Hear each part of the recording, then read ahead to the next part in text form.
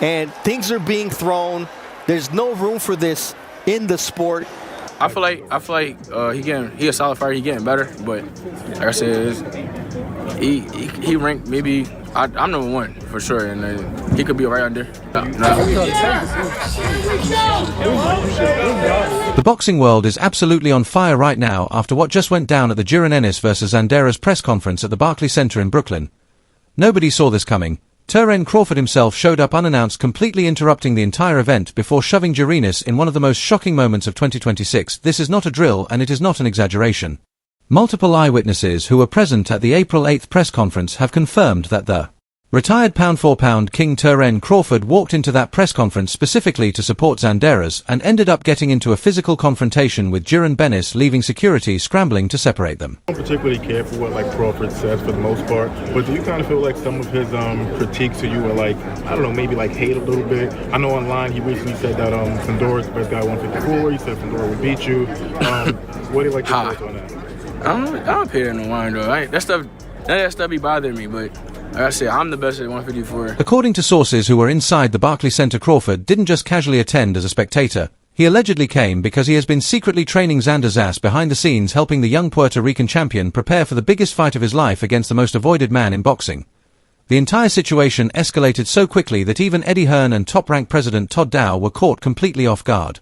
What started as a standard promotional press conference turned into absolute chaos the moment Crawford made his presence known. Never heard of See the Same. Never heard of him. See, me and Boots in the same way. For real.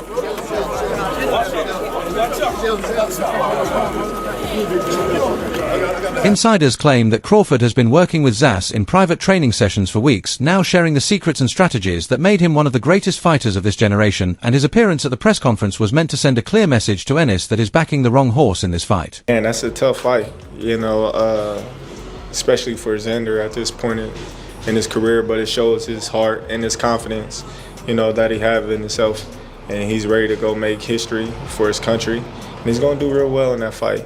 I just think, June 27th fight between unified WBA and WBO junior middleweight champion Zanderas and challenger Jaron Boots Ennis is already being called one of the most dangerous fights either man has ever taken, with both undefeated fighters putting everything on the line.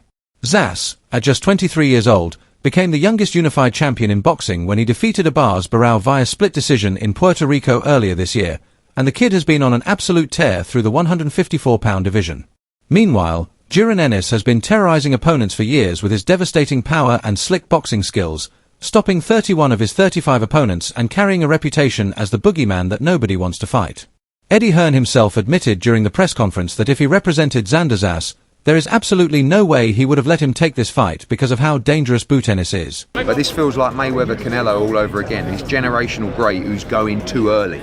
But you have to give him his props. But this guy is different, and he will show how many more levels he's got. But he needs great fighters like Zayas to bring that out of him.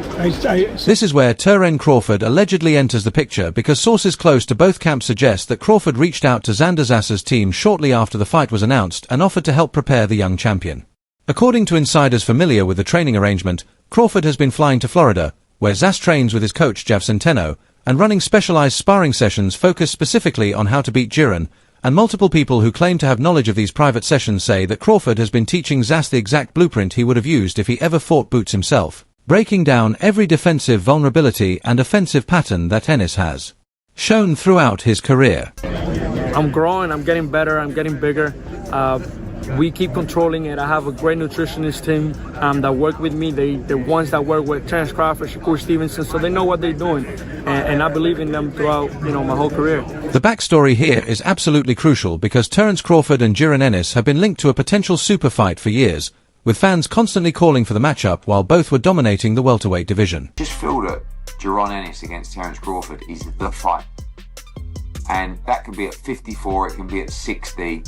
Obviously we've got Lima to take care of first, but that for me is one of the great, crossover fights, because Boots is the changing of the guard guy, and Crawford's the guy that's been there and done it all and just proved, that he's still... Crawford retired on December 16th, 2025, with a perfect 42-0 record after shockingly defeating Canelo Alvarez to capture yet another world title, and he walked away from boxing as arguably the greatest fighter of his generation.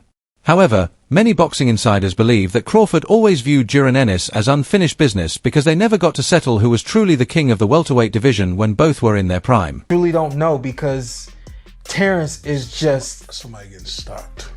I don't know. Crawford publicly stated after his retirement that he would not go back down to 154 pounds to fight Andes, essentially closing the door on that super fight ever happening inside the ring. Would you consider going back down to 154 and face Jaron Ennis, the guy who prepared Canelo Alvarez for this fight? Nope. I ain't going down 154. But according to sources with knowledge of Crawford's mindset, the legendary fighter allegedly sees training Xander Zayas to defeat Jaron Ennis as a way to prove his point without having to come out of retirement himself. Sure, like you and Boots would be pretty good too. Listen, I'm happily retired. Those was fights that, could have happened when I was active. And I wish all those fighters good luck and much success. Ryan Garcia recently made headlines by claiming that Jaron Boots Ennis would beat Terence Crawford if they ever fought, saying that Crawford hasn't faced anybody as talented, young, and fast as Boots throughout his entire career. These comments allegedly irritated Crawford immensely because he spent his entire career chasing the biggest fights and the toughest opponents, only to have people question his legacy after retirement. Not about what? You don't want to fight. You said I'm not about what? You don't want to fight. Man, go to sleep. Go to sleep. Fight. Right, go ahead. You dreaming, man. You talking in your dreams, don't man. Want to fight. Yeah, we asked for that fight plenty of times, yo. When? Plenty of times. What's plenty? When? Multiple sources suggest that Crawford's decision to help train Xanderas is partially motivated by a desire to shut down all the talk about Jaron Ennis being on a different level than anyone Crawford ever faced. Eddie Hearn himself predicted back in January 2026 that Jaron Boots Ennis would replace Terence Crawford as the pound-for-pound #1 fighter within 12 months, calling Boots the new Crawford and saying, "We just have to get him the right fights to prove it." We've talked about Ennis against Crawford, right? What we can't do is diminish or disrespect what Terence has done. I mean, a true generational great of the sport. But if anyone's going to beat him, I believe we've got the guy to beat him. Now, we need to build Ennis into a fight That quote reportedly didn't sit well with Crawford either, as sources claim he believes Ennis has been protected throughout his career and hasn't truly proven himself against elite-level opposition the way Crawford did. Now here's where things get absolutely wild, because what happened at the April 8th press conference at the Barclays Center has completely changed the entire narrative around this fight. It's all good. It's all good. I said, what's going on? Stupid? You stupid? What's your issue with me? I said what's going on. I said what's up. I said what's up. I said what's going on. I said what's up. I said what's up. All right. Yeah, According to multiple eyewitnesses who were present, the press conference was already heated, with Jaron Ennis and Xanderas trading verbal shots back and forth about who would win on June 27th. Ready for some action today? He's getting his face. He said he's going to rip your heart out. Oh, yeah. That's what he said, didn't he? That's what he said. Yeah. You believe that? No, but he said it. You know what I mean? I mean, you gotta say that. Andes was talking about how Zas is on a fat camp right now and claiming the young champion weighed around 190 pounds, suggesting that all the promotional work and media obligations would burn him out before fight night even arrives. Boots also brought up the fact that Zas declined a proposed 55 to 45 purse split favouring the winner, framing that refusal as evidence that Xander isn't truly confident he can win this fight. Zas fired back by saying that Ennis underestimates him and will pay for that mistake, pointing out that when they stood next to each other during the face-off, Zas was clearly the bigger man and will be much bigger on fight night. Prize now, Xander Zayas is listed at 5'10" with a 74-inch arm reach. Boots is listed at 5'10" with a 74-inch arm reach. But clearly, as you see here, Xander Zayas is much bigger than Jaron Ennis. And shouts out to Marco. The two fighters went chest to chest during the stare-down, with Ennis repeatedly pointing his finger at the 23-year-old champion and closing the distance until officials had to step in and separate them. This is the moment when sources say Terence Crawford made his entrance into the press conference room, and the entire atmosphere immediately shifted from standard promotional tension to something much more serious.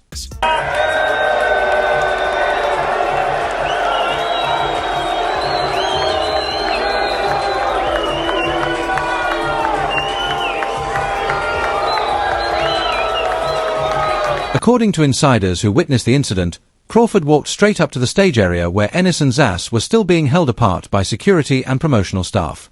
Multiple sources claim that Crawford initially approached Xander Zas and dapped him up in a clear show of support, making it obvious to everyone in the room that he was there backing the unified champion. Ennis reportedly looked shocked to see Crawford at the press conference and allegedly asked what the retired champion was doing there, since this wasn't his fight. This is where eyewitnesses say Crawford turned his attention directly to Ennis and began speaking, although accounts differ on the exact words exchanged between them. Some sources suggest Crawford told Ennis that he has been teaching Zas everything he needs to know to expose all of Boots' weaknesses and that June 27th will be a rude awakening for the so-called boogeyman of boxing. Other insiders claim Crawford said something more personal about Ennis never stepping up to fight him when he had the chance and now having to deal with his protege instead. Whatever was actually said, multiple witnesses agree that Ennis did not take kindly to Crawford's comments and started moving toward the retired champion in what appeared to be an aggressive manner. Well, everybody know, because everybody was quote-unquote calling me the email champ. So, with that being said, I never was able to, fight a world champion or take a world title from somebody. I was given the belt out of my hands. That was out of my hands, According to sources present at the scene, this is the exact moment when Terence Crawford allegedly shoved Ennis backward with both hands to create distance between them. Eyewitnesses described the shove as firm and deliberate rather than a fully aggressive push, but it was definitely physical contact that crossed the line from verbal confrontation into something more serious. Security personnel and promotional staff immediately rushed in to separate Crawford and Ennis before the situation could escalate any further, with Eddie Hearn and members of both fighters' teams trying to restore order. The entire incident reportedly lasted less than 30 seconds from Crawford's entrance to the separation, but the damage was done and the boxing world has been buzzing about it ever since. Video footage and photos from the press conference have been circulating on social media, though most of the major media outlets were focused on the Zas face-off and reportedly missed capturing the Crawford incident on camera. However, several reporters and fans who were present have confirmed on social media that Crawford was indeed at the press conference and that physical contact occurred between him and Ennis. One boxing journalist tweeted immediately after the incident that Crawford showing up to support Zas and then getting into it with Boots was the most unexpected moment at any press conference this year. Another insider posted that the energy in the room completely changed when Crawford walked in and that you could feel the tension escalate instantly. The big question everyone is asking now is what this means for the actual fight on June 27th between Ennis and Zanderas, and how Crawford's involvement changes the dynamic. Boxing analysts are debating whether having Terence Crawford in his corner as a secret weapon gives Zanderas a legitimate advantage, or if it's just promotional noise designed to sell more pay-per-view buys. Some experts point out that Crawford's defensive genius and ring IQ are exactly what Zas needs to figure out how to neutralize Ennis' power and pressure.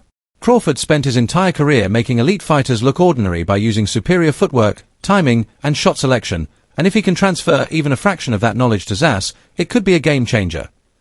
The fact that Crawford specifically refused to fight Ennis at 154 pounds after retiring suggests he knows exactly how dangerous Boots can be, which makes his willingness to train Zas even more significant. Many believe Crawford wouldn't invest his time and reputation into helping Zas unless he genuinely believes the young champion has the physical tools and mental makeup to pull off the upset. On the other hand, there are plenty of skeptics who think this is all just promotional theatre designed to add an extra storyline to an already compelling fight. Ennis has been stopping elite-level opponents for years, and many experts believe he is simply too big, too strong, too fast, and too skilled for a 23-year-old Xander Zas to handle regardless of who is in his corner. With head movement, the Boots gonna be doing all that head moving and sliding, tucking and moving on angles and shit. Boots, that's what Boots gonna attack his ass late. And Boots got power. He got major power, man. Boots' father and trainer, Boots Ennis, has stated publicly that his son operates on levels Zas hasn't seen yet, and that confidence suggests they are not worried about Crawford's involvement. It happens in boxing, man. You know what I mean? You only take one shot, you know what I mean? So you gotta be careful, man. You gotta be on at all times, man. Cylinders gotta be working, man. What kind of boots can we expect? Eddie Hearn has been calling Jaron Boots Ennis the pound-for-pound #1 in waiting and predicting he'll prove it by running through the junior middleweight division, starting with Zas. The purse split controversy that Ennis brought up during the press conference adds another layer to this story because it shows the psychological warfare is already in full effect. By rejecting the 55-45 split to the winner, Zas is essentially saying he doesn't need financial incentive to prove he's better than Boots, but Ennis is framing it as fear and lack of confidence. Zas fired back by suggesting that maybe Ennis should have offered that same 55-45 split when he was supposed to fight Virgil Ortiz Jr., implying that Boots talks a big game but doesn't always back it up. The Ortiz fight falling apart due to promotional issues with Golden Boy Promotions is what opened the door for this Zas matchup in the first place, and it remains a sore subject for Ennis, who wanted that fight badly. Now with Terence Crawford allegedly in Zassa's corner providing world-class guidance and strategy, the stakes have been raised even higher for June 27th at the Barclays Center in Brooklyn. Todd Dubois from Top Rank called this fight a generational moment where two young undefeated fighters are willing to risk everything in their primes, and Crawford's involvement only amplifies that narrative. The incident at the press conference where Crawford allegedly shoved Ennis has added a personal edge that wasn't there before, turning this from a sporting competition into something that feels more like a grudge match. Social media has absolutely exploded with reactions to the news, with fans picking sides and debating whether Crawford's presence will make a difference or if Boots is simply too much for Zass to handle. One fan wrote that Crawford teaching Zass is like having the cheat codes to a video game because nobody understands elite-level boxing better than Bud. Another commented that Ennis has been ducked his whole career and now that someone finally stepped up, they're bringing in retired legends to help because they know Boots is that dangerous.